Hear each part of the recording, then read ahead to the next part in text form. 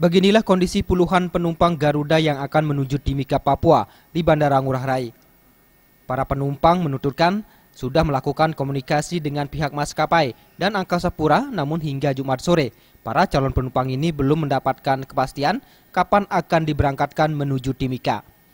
Penumpang yang terlantar ini mengaku belum mendapatkan perhatian khusus, baik dari pihak Angkasa Pura maupun pihak maskapai.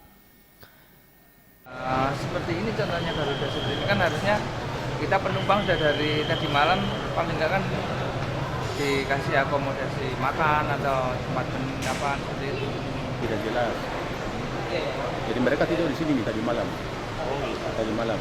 Mereka jam 9 datang di sini, sampai sekarang ini mereka belum ada makan, belum ada jaminan.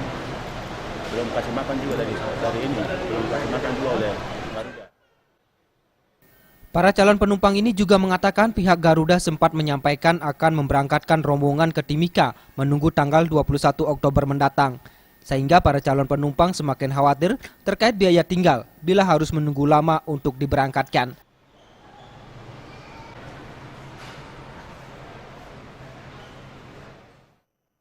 Sutejo dan Ari Wiratmaja, Bali TV.